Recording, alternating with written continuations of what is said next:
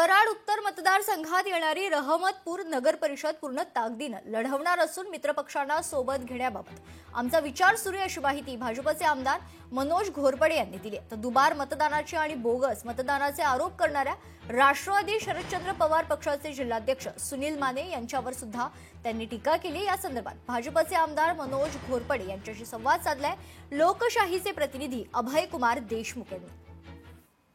स्थानिक स्वराज्य संस्थांच्या निवडणुकांचं बिगुल वाजलेलं आहे आणि भाजप हे सर्वत्र पूर्ण ताकदीनं या निवडणुकीमध्ये उतरत आहेत. आपल्यासोबत याच विषयावरती बोलण्यासाठी कराड उत्तरचे आमदार भाजपचे मनोज घोरपडे आहेत. आपण त्यांच्याशी या निवडणुकीच्या संदर्भात बातचीत करणार आहोत. खरं तर रहमतपूर नगरपालिका ही कराड उत्तर विधानसभा मतदारसंघातील एकमेव नगरपालिका आहे आणि त्यामध्ये आज जर आपण बघितलं तर भारतीय जनता पार्टीची ताकद ही चांगल्या पद्धतीची आहे. तर मला जवळपास 2900 मतांचं लीड विधानसभा इलेक्शनमध्ये रहमतपूरमध्ये मिळालेलं होतं आणि 11 महिन्याच्या कालावधीमध्ये आपण त्या ठिकाणी जवळपास 45 कोटी रुपयांचा निधी आणण्यामध्ये आपल्याला यश आलेलं आहे आणि त्यामुळं रहमतपूर नगरवासियांना आता खात्री पटलेली आहे की आपण जर भारतीय जनता पार्टी बरोबर जर गेलो तर जे काही आपले प्रलंबित विकासाचे विषय आहेत, मतदार असतील, आमचे भारतीय जनता पार्टीचे कार्यकर्ते, यांची भूमिका आहे की आपण भारतीय जनता पार्टीच्या चिन्हावर त्या ठिकाणी तिथला नगराध्यक्ष निवडून आणावा, त्याच पद्धतीने तिथले नगरसेवक सुद्धा हे भारतीय जनता पार्टीच्या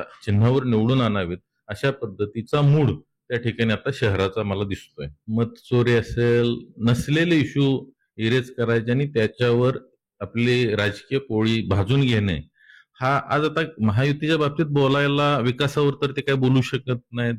मुद्दे नसल्यामुळं अशा पद्धतीचे मुद्दे आणायचे आणि जनतेची दिशाभूल करून त्यामधून आपल्याला काय साध्य होतंय का ते पाहायचं, अशा पद्धतीचं ते नियोजन होतं. भाजपच्या चिन्हावरती लढण्याचे संकेत मनोज घोरपडे यांनी दिलेले आहेत. अभय कुमार देशमुख, लोकशाही मराठी, कराड. लोकशाही मराठी ऐका, पहा, जागरूक रहा.